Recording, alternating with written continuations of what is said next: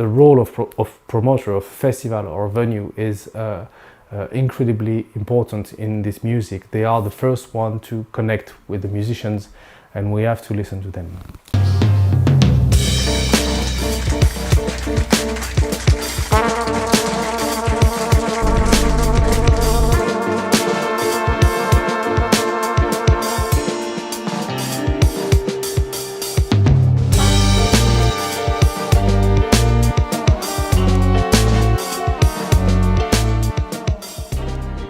So my name is Antoine Bos. I'm General Secretary of AJC for about more than 10 years now. I've been studying public policies. I've been doing a PhD around the jazz public policies in France. So arriving at AJC was like a natural path to me. AJC is now a network of around 90 promoters from France and Europe. So it includes festival, venues, national venues, clubs, every promoters that in France are broadcasting some jazz on stage, and that fills some, let's say, some criteria or values that we share that that could be summarized in a few words, like emerging artists, supporting emerging artists, the link to territory, meaning working with your territory as a festival and not arriving, putting the festival and then leaving, meaning you arrive there, you settle at the festival for a long time, you work with local partners, local musicians, local schools of musicians, etc. And this kind of work is about the kind of values that we are promoting and sharing. And so now AJC is probably the biggest jazz network in France. By its size, by its budget, and mostly by its actions. We have a different range of actions.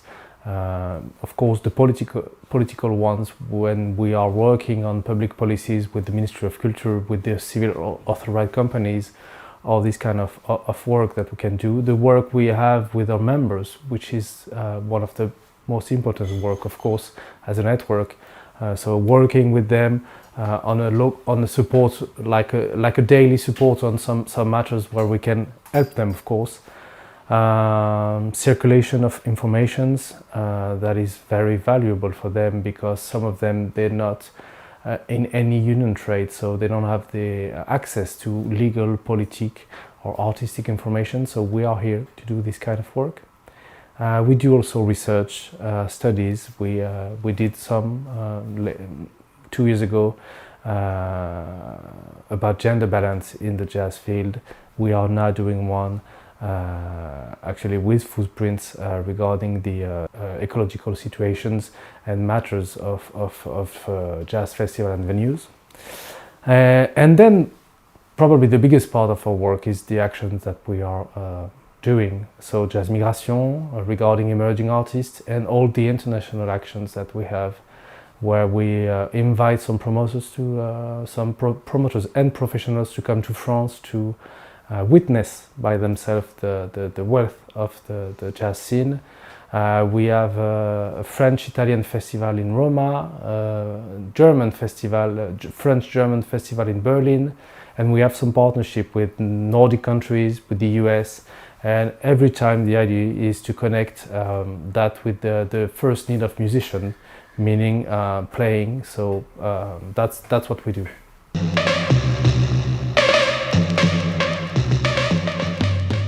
Jazz Migration has been created. It's gonna be it's gonna celebrate its 20th birthday next year. So it's a very long project that we are running. But the project that has changed drastically over the years for different reasons. First, it was it's gonna sound funny at some point, because you have to imagine a world without the internet. So 20 years ago, internet is not as developed as now, and so when you want to know and discover an artist from another part of France, you hardly go to MySpace, especially on jazz music. Jazz music is not very keen on this kind of platforms, and so the idea was, okay, I'm from the north of France and I want to promote, to put the light on some artists from my region, how can I do that to my partners in the south of France, in the south of France? So the idea was to ask every promoters from the network, so back then we were 30 promoters, to make a selection of one band, and the idea was to gather all these selections, and everyone was able to listen to all the bands, to all these musicians, and then at the end there was some kind of a selection, like a vote, and 3 bands were coming out of this vote, and those 3 bands were touring inside the network. So it was really focused on putting the light, and then it was one answer to a major problem, which is how to circulate and how to play for when you are an emerging artist. And somehow it changed over the years, because we faced many issues, and one of them was the question of young musicians. When you are a young musician and entering this ecosystem, which is not that easy to enter, how do you do that? And Jazz Migration was one of the answer. Was one of the answer, and the project developed itself until 6 years ago, when we reached a new step with a more massive project, a more complete project, where we have now a process which is quite long. It's a 6-month process to select the bands. We have an open call candidacy to everyone in France. Any band can apply if they have a promoter to support them, like some kind of a godfather, you know. The idea was to keep this in mind, is the role of promoter of festival or venue is incredibly important in this music. They are the first one to connect with the musicians, and we have to listen to them. That's the first step, this open call. Then we receive about 100 applications. Then those 100 are treated by a committee, by a jury that change every year. They make that's a long process where they listen to all the bands during 1 month. Then they meet during 1 day to discuss, and just to keep 16 of them, the 16 best project they could consider of. And then those 16 are sent out to more than 130 promoters from France. So that's member of AJC, but also outside from AJC. The idea was to have the more legitimate selection at the end. And to do that, we can't just be on our own. We need to open to everyone. So you have festival venues that are not member of AJC that are voting at the end, and at the end we come up with 4 bands, and those 4 bands are entering a process which is also very long, because it's a 2-year process, where on the first year they're gonna have professional support with about 10 days of professional meetings. Then they're gonna have a residency rehearsal that is paid by AJC, by Jazz Migration. This year is gonna be 5 days, where they will have the possibility to invite former Jazz Migration artists to connect with them and to talk with them about the project they have. Some names that can ring a bell to you. Now Suzanne, which is one of the 4 bands this year, has asked Émile Parisien to come. So Émile Parisien will guide them, will listen to their music and work with them on what is the artistic plan of that. And we found that that's a very good idea of a transition and a connection between different generations of musicians. And actually this is one of the purpose of Jazz Migration as well, to connect this.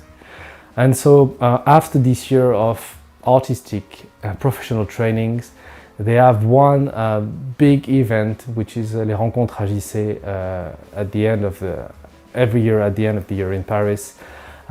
We usually try to connect this moment with other projects we have. So it has been connected with the Nordic countries in 2019. 2020 was a bit different because of the COVID, so we couldn't make it the way we wanted, but 2021 will be connected with the French overseas. So we're going to work with La Réunion, Guadeloupe, Martinique and Guyane, and invite some emerging artists as well, And so we'll have 2 nights of concerts, 9 concerts, and professional meetings around that. That's a big moment for us. That's a big moment for Jazz Migration, because it's the first gig before entering the last year of our partnership, where we're gonna help them play in France and in Europe. And well, the last years were a bit complicated regarding this matter, but we managed to organize for them, for each band, between 10 to 20 concerts every year.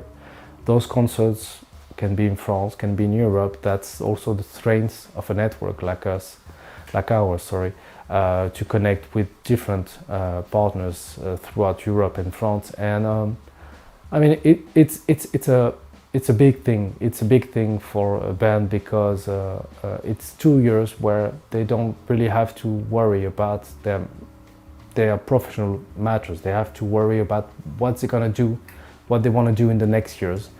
They have to worry about the first what matters the most, the music, because they're gonna work their music. They're gonna be paid to work their music. They're gonna play, let's say, 15 concerts every year, which in jazz field is quite important. And that's our aim. And then outside from that, they are invited to Jazzahead, where they can meet European professionals. We do compilations. We pay journalists to write new text for the presentation of the band. We pay a photographer to make new photos, also because some of them, they don't have the right material to make their promotion. We do videos of the concerts.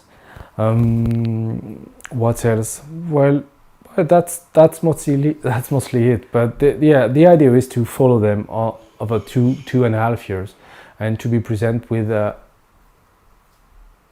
band, and also inside with the musicians, because the band is one thing, and inside the musicians they also have their other connections. So we are here for 15 musicians every year, and we can work with them on every project they have, because as soon as they have their own structure, they can develop any project they have. Could be the band inside Jazz Migration, could be another band, but at least this is where we stand. I think I didn't, and I don't use the word market for a reason.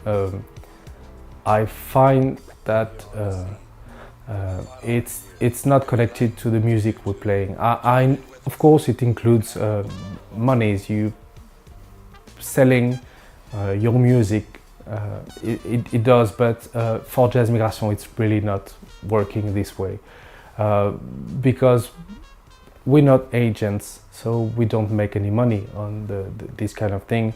It's a common interest project. And I think it puts us a bit aside from let's say, the market field of jazz. Well, even if market, let's more look like a artwork, like a small fair, where people are selling their own products, more than a big market. It's something we care about, actually, when we talk about that. And so Jazz Migration, regarding Europe, is at the same point. We have some connections with a lot of professionals throughout Europe, and the idea is not to do one gig straight from nowhere. We try to organize some small tour, or at least some focus, where we can invite 2 or 3 or the 4 bands at the same time in a festival. We did big stuff like that at the Manchester Jazz Festival, where we had the 4 bands. We will do in October a big thing with 3 bands in Budapest as well. Well, the idea is most of the band, they already have an international approach. They know a bit about the international world, but I think they don't know it in such professional manner. They have some contact. They played abroad, but probably without any money. When it's happened, we all know it happens a lot in our music, and or only cash, and this is something we don't work on. So when we do that, it's really professional. We try to invite a lot of partners to come extra. The idea is to give them first approach of what is the professional fields of jazz and improvised music now. So, well, on a normal year, without the crisis we faced, we do between 10 to 15 concerts outside from France. It can be big focus, it can be smaller one. Well, we try to change every year. We try to connect, and like I said, we try to take a path which leads us to more touring, like 2-3 gigs in a row. This is the kind of thing.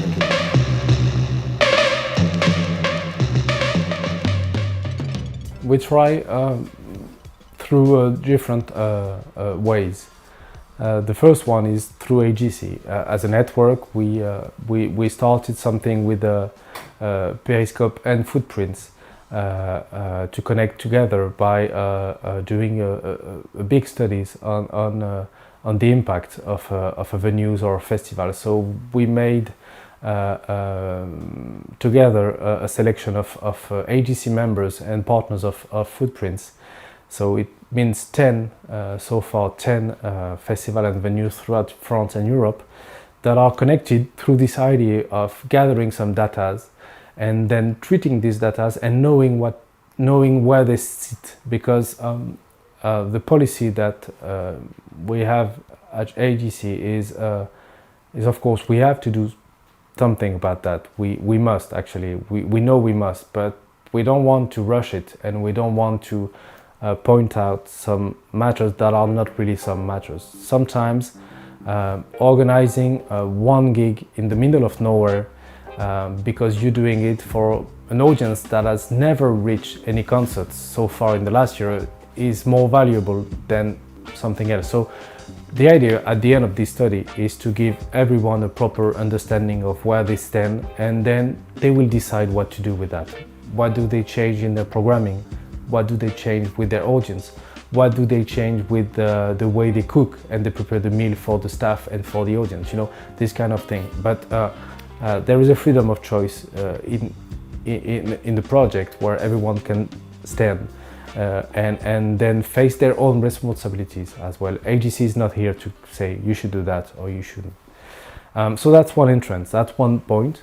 That's one way of doing it. And then, like I said, on Jazz Migration, there is another way on Jazz Migration when we are working on touring. Even the tour that we are doing in France, we try to connect them as much as it's possible, you know, trying to avoid coming back, leaving, etc. And we try to make something more smart. Let's call it smart, a smart tour for the artists as well. And then I did mention that a bit, but the work we do on international level is as well connected to these matters, of course. AJC is supporting some project like the French Nordic Jazz Transit. We are funding this project for many years, and the policy that has been taken over the years by Charles Gilles, who's running the project, it goes this way with the Green Tour that he's doing. And actually, even the project we have with the USA called The Bridge goes the same ways. Even if you have to consider travel like that, of course, which is a massive question, but at the end, when the US musicians are coming to France, they're not coming for one gig, they're coming for a tour, and that a tour that I thought through these ways as well, you know. So that's where we stand so far. We have those entry points, we try to focus on them, and at the end that gives us some flexibility on some point and some ways of rethinking sometimes a project, like we can do in Jazz Migration, like it has been done for Charles. The project of Charles Gilles was slightly different from now, and smoothly, he started to do this Green Tour.